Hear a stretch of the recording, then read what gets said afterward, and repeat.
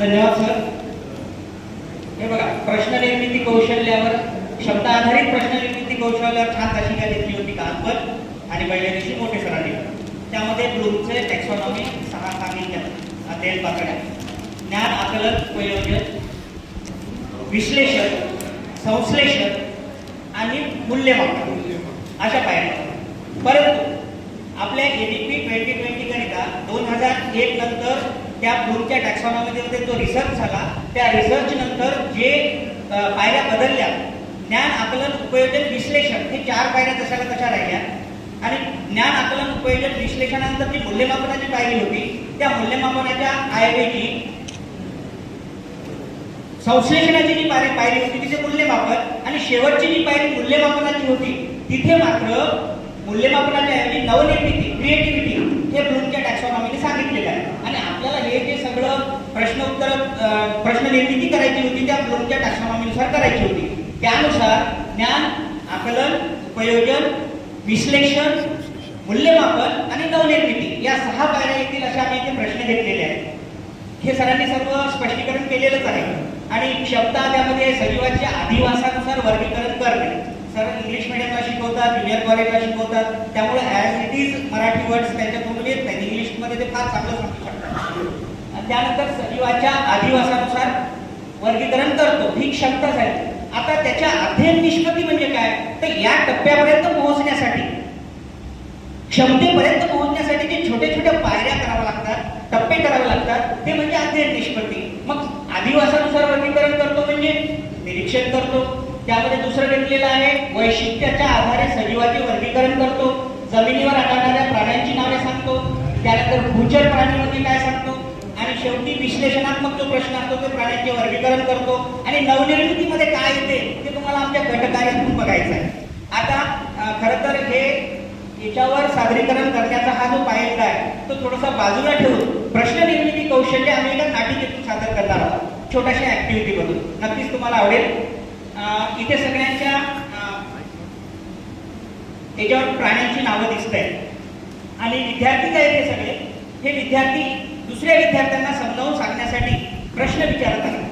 बघा, आता समजा मी मासा आहे समजा नाही, आता मासा आहे आणि मी पाण्यात आहे ना. तर पाण्यात मी इकडे तिकडे तिकडे तिकडे, सोबत माझ्या बेडूक आला. अरे कुठे गेला होता. आता डरावपणा होणार नाही, कारण बेडूक फक्त नर बेडूक डराव करत असतात. त्यामुळे तर अरे वा, कुठे गेला होता. फिरून आला, पाण्याच्या बाहेर मज्जा आली. बरं, तुला कोणते प्राणी दिसले.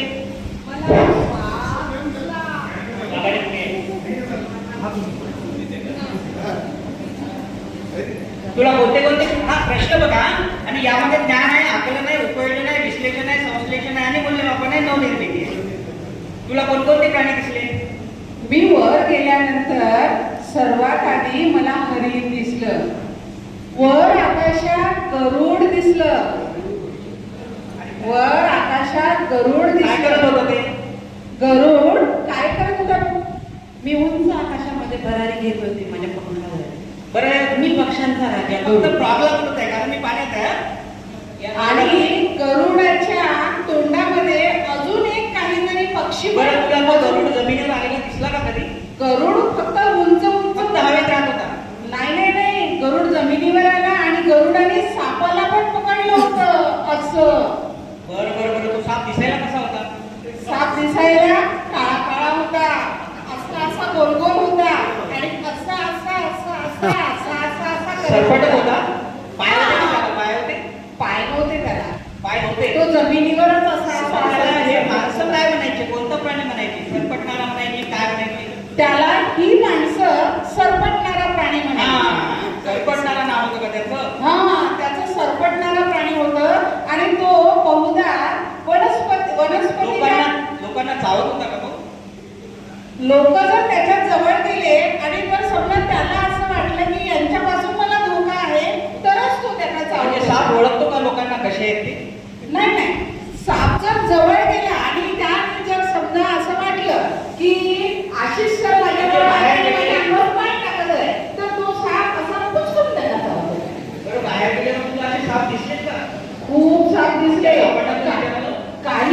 साप गरीब होते, मोठे सरांसारखे.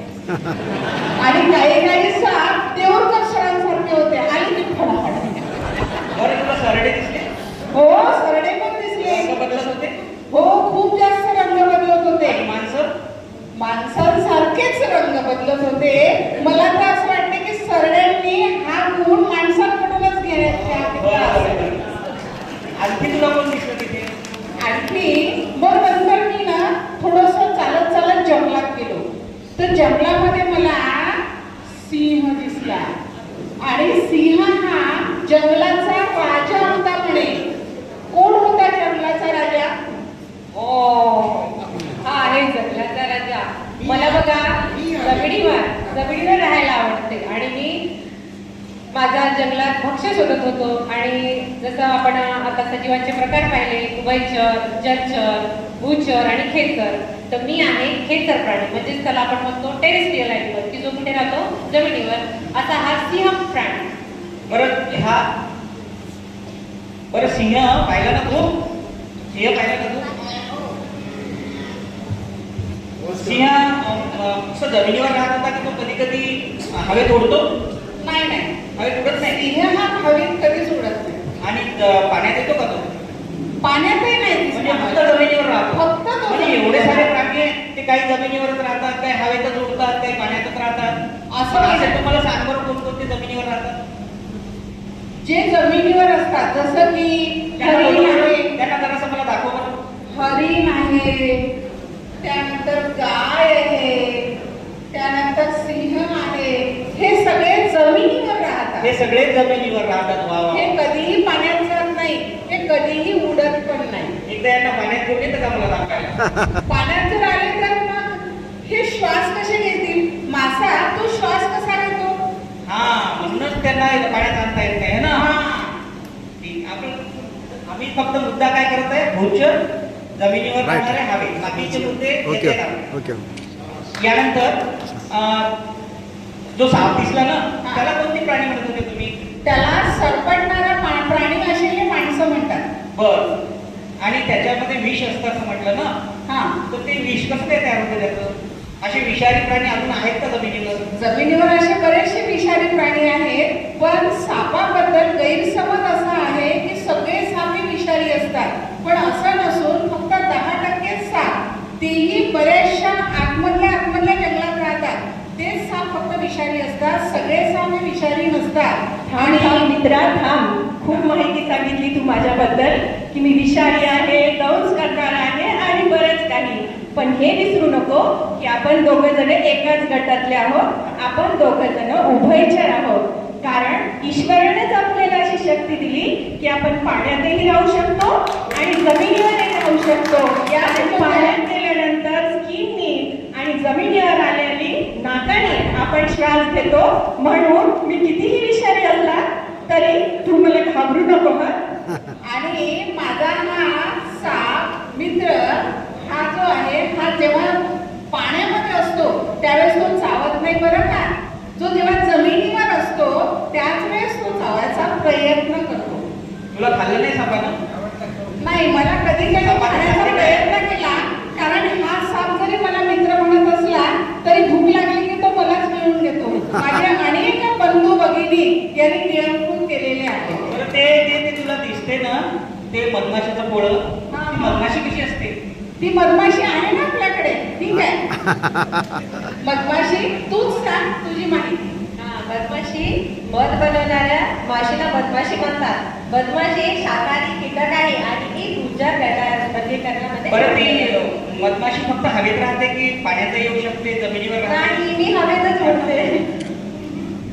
मधमाशी ही फुलांच्या परागकणावर मला बरेचदा दिसलेली आहे. त्याच्यामधलं बारीक बारीक काहीतरी ती घेत होती, मध गोळा करत होती आणि कुठल्या तरी घरट्यामध्ये नेऊन छोटे छोटे छोटे छिद्र होते त्याला, त्याच्यामध्ये नेऊन ती जमा करत होती.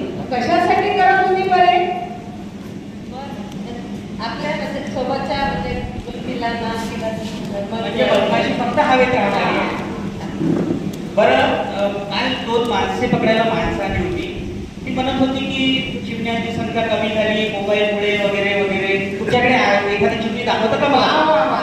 उडत पाहिजे पर्यटनाच्या काळामध्ये मोबाईलमुळे चिमण्या कमी झाल्या होत्या, परंतु आता पुन्हा एकदा त्या अंगणात यायला लागल्या. मी जसे काही प्राणी तुम्ही भूचर बघितले, काही जलचर, तशी मी नभचर. सर्वात जास्त भारतात माझीच संख्या आहे बरं का. म्हणजे मानवांच्या संख्येपेक्षाही चिमण्यांची संख्या खूप जास्त आहे. मी दाणे टिपून खाते आणि माझ्या पिल्लांसाठी घेऊन जाते. वरून हवेत उडताना मला छोटे छोटे दाणे वरूनच दिसतात. शेतात तर भरपूर दाणे मिळतात, पण आता ह्या म्हणजे इतकी जास्त शेती कमी करतात ना लोक आता, कारण खरंच खूप बांधतात. मग शेती कमी म्हणून मला दाणेही खूप शोधावे लागतात. तशी मी खूप मेहनती आहे बरं का. काल एक मोठा प्राणी आला होता, खूप मोठा आभाळ होता. ते कोणता होता? आज कंडिशन अशी झालेली आहे की स्पॅरो हे पाहायला मिळत नाही. कारण की आपण जर न्यू एज्युकेशन पॉलिसीचा जर पार्ट बघितला तर मोबाईल हा असा एक आपल्याकडे यंत्र आलेलं आहे की त्याच्यामुळे आपल्याला स्पॅरो हे खूप कमी पाहायला मिळतात. असं म्हणतात की एक रेडिएशन येते की त्या रेडिएशनमुळे आज असे जे काही स्पॅरो सारखी जे काही आणखी जे काही प्राणी आहे ती या सुद्धा निसर्गामध्ये दिसत नाहीये. आणि म्हणून या ठिकाणी त्याला जबाबदार सुद्धा या ठिकाणी मानव त्या ठिकाणी आहे. बरं, हत्ती पाहिला का तू? दाखवते का मला? हत्ती पाहिलाय मी. कुठे गेला बरं हत्ती?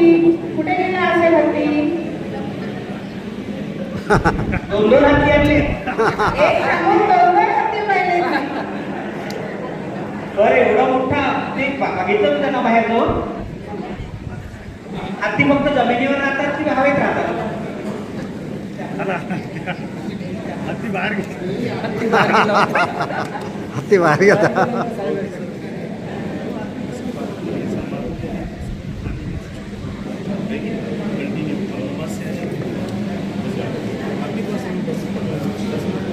हत्ती फक्त जमिनीवर राहतो. कधी कधी त्या दिवशी मी पाहिलं होतं, आला होता तो काहीतरी असा वरपाणी उडत होता. हत्ती हा जमिनीवरच राहणारा प्राणी असला तरी कधी कधी तो पाण्यामध्ये पोहून येतो आणि हत्ती आला. सोनेरी मात्र पाणी कधी कधी तो उडवतो बरं, मला आता तू सगळे आणि आमची पंचायत करतो. सगळे प्राणी वेगवेगळे करून दाखव बरं. जमिनीवर राहणारे वेगळे आणि हवेत उडणारे वेगळे, पाण्यात राहणारे. पाण्यात राहणारा प्राणी मासा. माशासोबत मीही असते आणि सापळही असतो. बरं, तुला माहिती आहे ना? मी पाण्यात का राहू शकतो माहितीये? कारण माझ्या अंगावर जे खवले आहेत त्यामुळे मला थंडी नाही वाजत. आणि श्वास पण कसा घेतो तू? कल्ल्याच्या साह्याने. अच्छा. यानंतर त्यानंतर जमिनीवर. पाण्यामध्ये आणि जमिनीवर दोन्हीकडे राहणारे म्हणजे आम्ही दोघं, त्याला आम्ही उभयचर म्हणतो. सरपटणारे प्राणी म्हणजे जमिनीवर राहणारे प्राणी. सरपटणाऱ्या प्राण्यांमध्ये येतात साप. त्याचबरोबर हवेत राहणारे प्राणी कोणते? हवेत राहणाऱ्या प्राण्यांमध्ये येते चिमणी आणि मधमाशी आणि गरुड. गरुड. त्यानंतर मला तू जमिनीवर, फक्त जमिनीवर राहणारे. फक्त जमिनीवर राहणारे प्राणी म्हणजे गाय, सिंह जंगलचा राजा, हत्ती आणि हरिण. धन्यवाद. यानंतर या प्राण्यांना मी विनंती करतो की तुमचं खरं खरं नाव सांगावं. माझं नाव दत्ता शिंदे, सावली विद्यालय.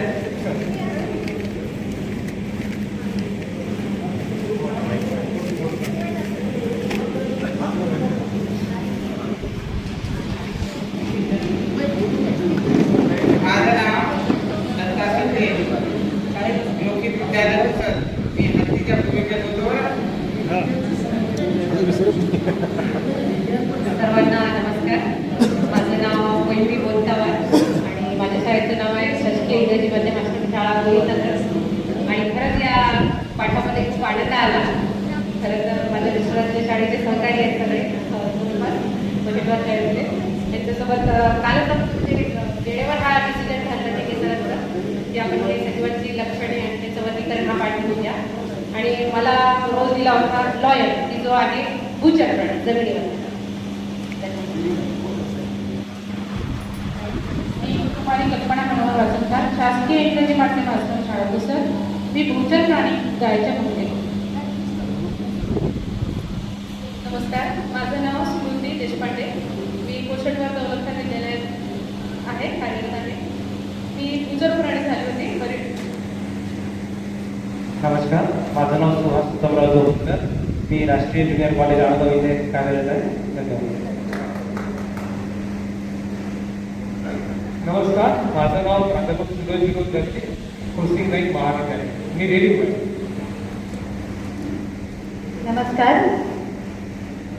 मी जयश्री कोशेट्टीवार. मी कोशेट्टीवार दौलतखान विद्यालयात काम करते, विज्ञान विषय शिकवते. आणि विद्यार्थ्यांना खरंच कसा अनुभव येत असेल तर त्यांना वेळेवर रोल प्ले करायला दिल्यानंतर तसाच अनुभव आम्हा सर्वांना इथे आला. कारण सरांनी काहीही पूर्वसूचना दिली नव्हती आणि सर्वांनी इथे वेळेवरच जे सुचलं त्यानुसार आपापल्या पद्धतीने प्ले केलेलं आहे. तर आम्हाला आकाशात मुक्त संचार करणारे नभोचर प्राण्यांचा रोल मिळाला. तसं मी त्या चिमणीचं पात्र केलेलं आहे. नमस्कार, मी कुमारी दीपा मनोसोल्ले. माझ्या शाळेचे नाव राष्ट्रसंत तुकडोजी महाराज प्राथमिक विद्यालय लक्ष्मीनगर पुसद. आणि मला नभोचर या गटाचं पात्र मिळालं होतं. मी वनवासी बनले होते. धन्यवाद. नमस्कार, मी दीपाली दिलीपराव गाडेवार. जिल्हारी महाराज आश्रम शाळा आवडी इथे मी कार्यरत आहे. आणि मला नभोचर या गटामधलं गरुड या पक्षाचं पात्र मिळालं होतं. धन्यवाद.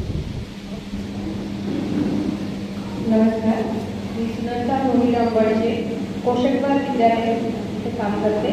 आणि मला पात्र दिलं होतं साप जो उभयचर आहे. धन्यवाद.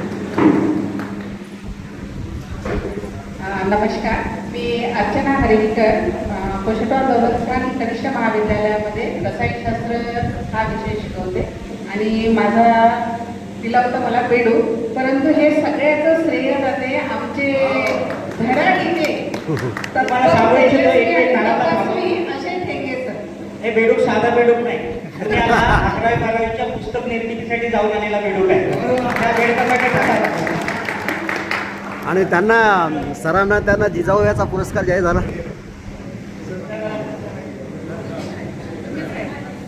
मी चंद्रकांत ठेंगे कोशेट्टीवार दौलतखान विद्यालयात आहे.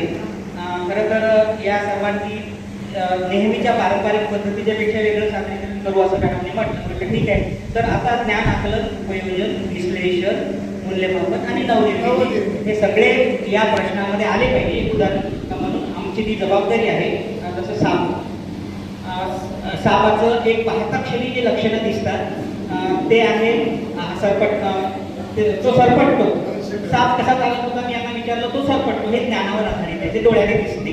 त्यानंतर त्याला पाय होते का हे आकलन केल्याशिवाय कळणार नाही. ते पण बेडकाने विचारलं पाय होते का, त्यानं पाहिलं, आकलन केलं, त्याला पाय नव्हते. आकलनावर आधारित प्रश्न झाला.